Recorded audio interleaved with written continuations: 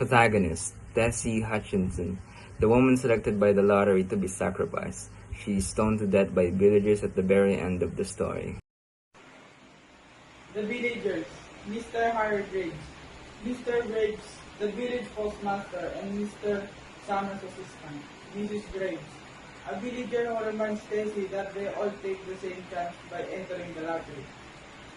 Mr. Delacroix, a villager. Mrs. Delacroix. She causes Mrs. Dunbar to harass as the killing begins.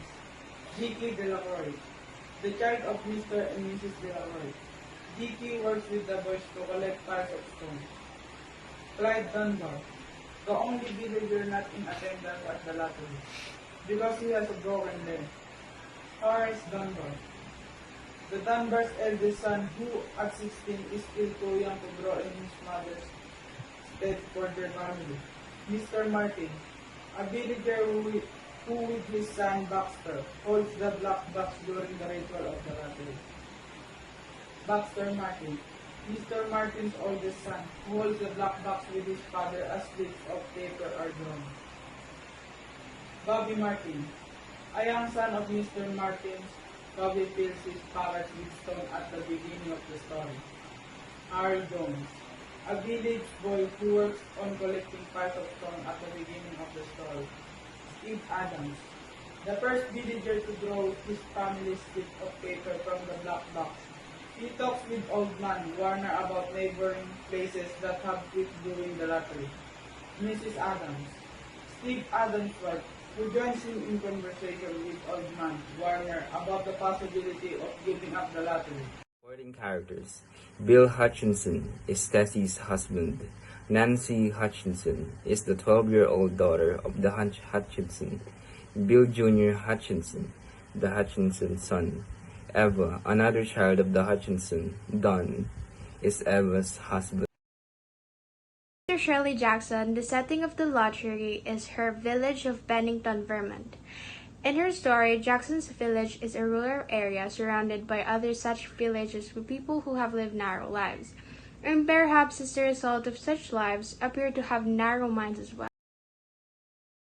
The morning of June 27 was clear and sunny, with the fresh warmth of full summer day. The flowers were blossoming profusely and the grass was freshly green. Mr. Summer declares the lottery as open. Lists of every family member are drawn up.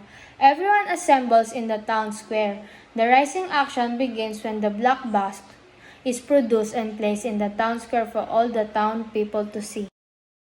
Mr. Martin and his oldest son, Baxter, held the black box securely on the stool until Mr. Summers has tried the paper thoroughly with his son, because so much forgotten. School was recently over for the summer, and the feeling of liberty sat uneasily on most of them. They tended to gather together quietly for a while, before they broke into boisterous plays. The villagers surround Tessie carrying stones. Herein all suspense is resolved. The villagers ignore Tessa's protest as they begin to select the stones they are going to use against her. Suddenly, the penny drops for us. This lottery wins a violent death of its winner. All that's left is execution. The story is using third-person point of view because the narrator refers the main characters by name or by using he or she pronouns when speaking about them. Conflict. The central conflict in the story, The Lottery, by Shirley Jackson, is external conflict of man versus society, because it is the village tradition that caused T.C. Hutchinson's death and the other person a year before her. The man versus society conflict exists when a protagonist has a strong belief against the majority of the community or surroundings and decides to act on it. The character is threatened or impaired in some way by the society. In this story, all characters are at conflict with society because the victim is chosen by the lottery. But the Hutchinsons are the main conflict.